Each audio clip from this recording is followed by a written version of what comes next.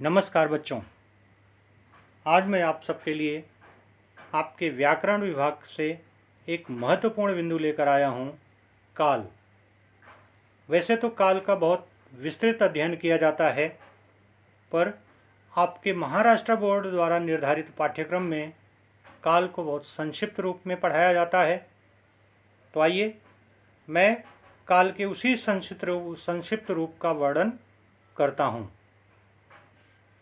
तो सबसे पहले हमें काल की परिभाषा जानना जरूरी होता है। काल की परिभाषा है, काल क्रिया के उस रूपांतर को कहते हैं जिससे उसके कार्य व्यापार का असर और उसकी पूर्णता अथवा अपूर्ण अवस्था का पता चलता है। काल क्रिया का वह रूप है जिससे उसके होने या करने के समय तथा उसकी पूर्णता या अपूर्णता का बोध होता है। और इसकी सबसे आसान और सरल परिभाषा है कि काल का संबंध वाक्य की क्रिया के साथ होता है। आइए एक उदाहरण के माध्यम से भी हम इसे समझने की कोशिश करते हैं कि रमेश पढ़ाई कर रहा है। यहाँ पर कर रहा है यह क्रिया है और पहले ही बताया गया है कि काल का संबंध वाक्य की क्रिया के साथ ही होता है। तो कर रहा है, इसके आधार पर इसे काल के रूप में समझा जाता है, समय के रूप में समझा जाता है। काल के भेद हम सब पहले भी पढ़ चुके हैं कि काल कितने प्रकार के होते हैं। काल के 3 भेद होते हैं। सबसे पहला है वर्तमान काल, दूसरा है भूतकाल और तीसरा है भविष्यकाल। कार्य की पूर्णता या अपूर्णता के आधार पर भी काल को 3 भागों में बांटा गया है। वे 3 भाग कौन कौन से हैं, आइए देखते हैं। सबसे पहला है सामान्य काल। सामान्य काल को भी 3 भागों में बांटा गया है, सामान्य वर्तमान काल, सामान्य भूतकाल और सामान्य भविष्यकाल। दूसरा है अपूर्ण काल। अपूर्ण काल के अंतर्गत भी 2 काल आते हैं, अपूर्ण वर्तमान काल, अपूर्ण भूतकाल। तीसरा और अंतिम है पूर्ण काल। इसके भी 2 भाग हैं, पूर्ण वर्तमान काल, पूर्ण भूतकाल।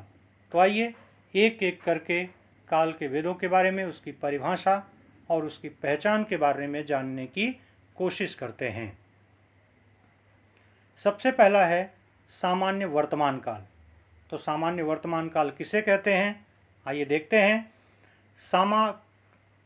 सामान्य वर्तमान काल वह है काल के जिस रूप से यह पता चलता है कि कार्य वर्तमान समय में या बोलते या लिखते समय हो रहा है, उसे सामान्य वर्तमान काल कहते हैं।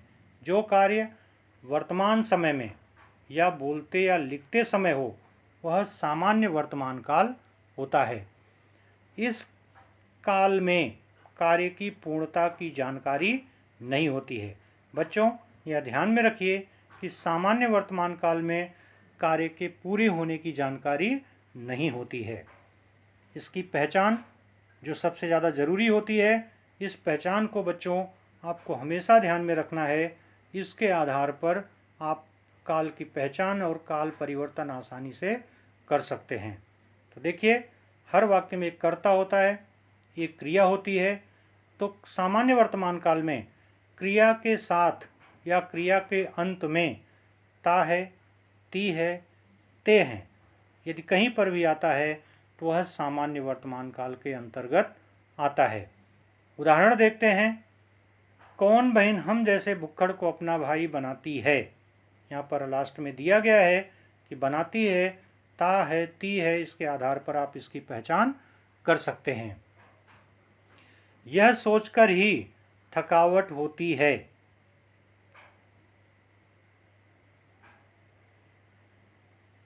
दूसरा है सामान्य भूतकाल। इसकी परिभाषा देखते हैं कि क्रिया के जिस रूप से यह पता चलता है कि कार्य भूतकाल में शुरू तो हुआ, पर बोलते या लिखते समय कार्य को पूरा होने की जानकारी नहीं होती है। बच्चों, ध्यान में रखिए कि जो कार्य भूतकाल में तो शुरू हुआ, यानी कल शुरू हुआ, पर आज उसके पूरा होने की जानकारी नहीं होती है, उसे सामान्य भूतकाल कहते हैं। जिससे भूतकाल की क्रिया के विशेष समय का ज्ञान ना हो।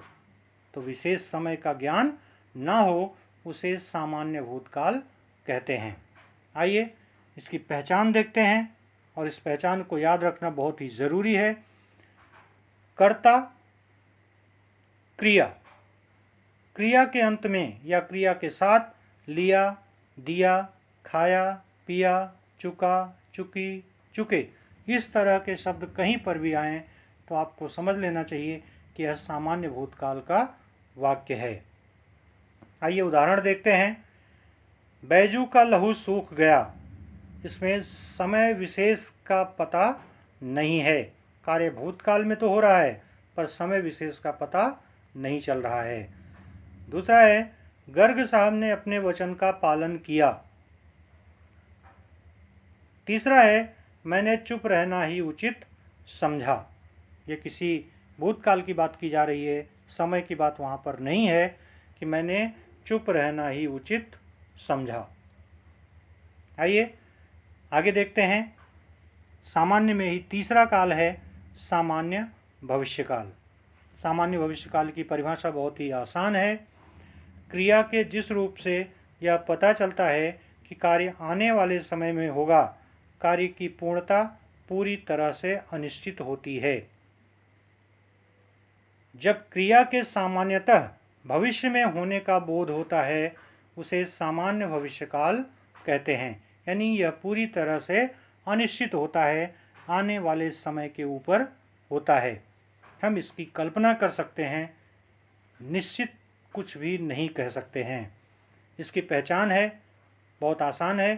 कर्ता, क्रिया, क्रिया के साथ गा, गे, गी जहाँ पर भी आए वह सामान्य भविष्यकाल होता है।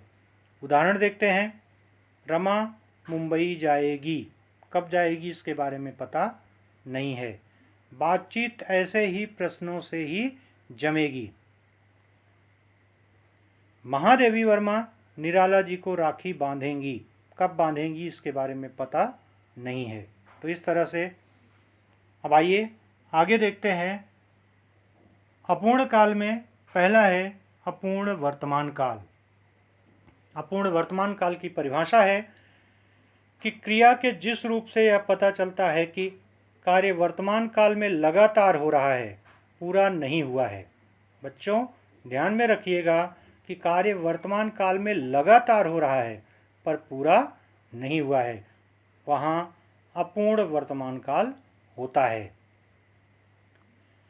क्रिया के जिस रूप से वर्तमान काल में क्रिया के शुरू हो जाने का ज्ञान होता है किंतु क्रिया के पूरा या समाप्त होने का ज्ञान नहीं होता, इसमें कार्य जारी रहता है।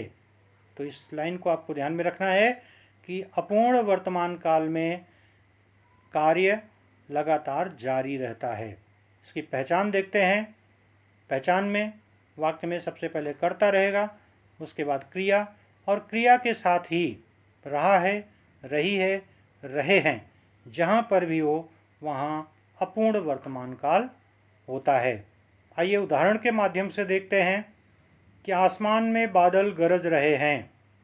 यह कार्य लगातार हो रहा है। बैजू सितार बजा रहा है, तो सितार बजाने का काम लगातार चल रहा है। निराला जी महादेवी जी से मिलने जा रहे हैं। जा रहे हैं यानी अभी पहुँचे नहीं हैं, वो रास्ते में ही हैं और उनके जाने का काम लगातार हो रहा है। तो यह अपूर्ण वर्तमान काल की श्रेणी में आता है। आइए आगे बढ़ते हैं। अपूर्ण काल में ही दूसरा है अपूर्ण भूतकाल।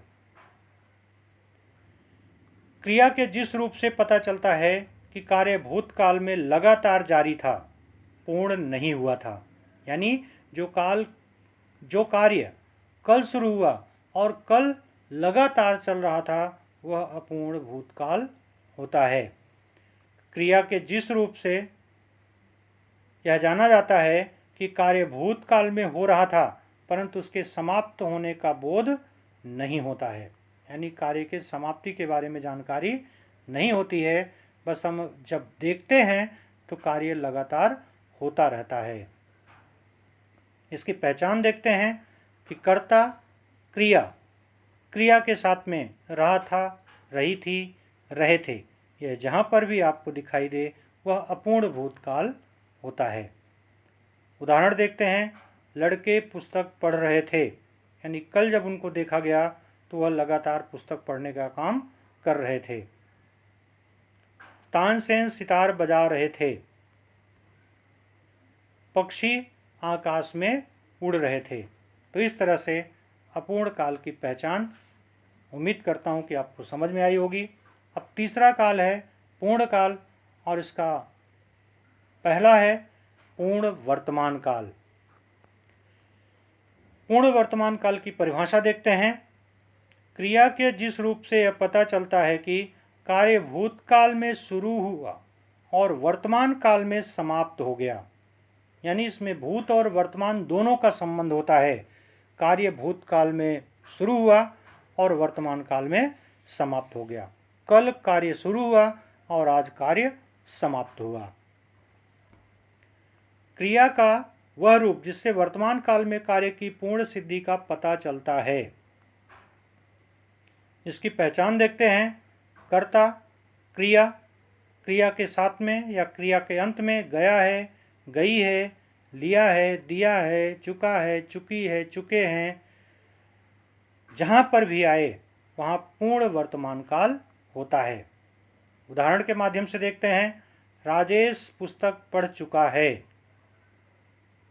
बैजू के पिता को मृत्युदंड दिया गया है, यानी यह पहले कार्य हो चुका है, आज बताया जा रहा है। उसने मेरा पैसा वापस कर दिया है, यह पूर्ण वर्तमान काल का वाक्य है। तो आइए पूर्ण भूतकाल देखते हैं, जो कि आखिरी और अंतिम काल होता है। इसकी परिभाषा देखते हैं। क्रिया के जिस रूप से यह पता चलता है कि जो कार्य भूतकाल में शुरू हुआ और वर्तमान काल में ही समाप्त हो गया, जो कार्य भूतकाल में शुरू हुआ और भूतकाल में ही समाप्त हो गया, उसे पूर्ण भूतकाल कहते हैं। तो बच्चों ध्यान में रखना कि जो कार्य भूतकाल में शुरू हुआ और भूतकाल में ही समाप्त हो गया, उसे पूर्ण भूतकाल कहते हैं। जैसे कि अपना पूरा इतिहास वो पूर्ण भूतकाल का उदाहरण होता है। क्रिया के जिस रूप में क्रिया की समाप्ति के समय का पूर्ण बोध होता है, यानी क्रिया के समाप्त होने की पूरी जानकारी होती है कि कार्य अथवा क्रिया समाप्त हुए काफ़ी समय हो गया है, उसे पूर्ण भूतकाल कहते हैं। आइए जो सबसे ज़्यादा ज़रूरी होता है पहचान, वो देखते हैं। पहचान क्या है?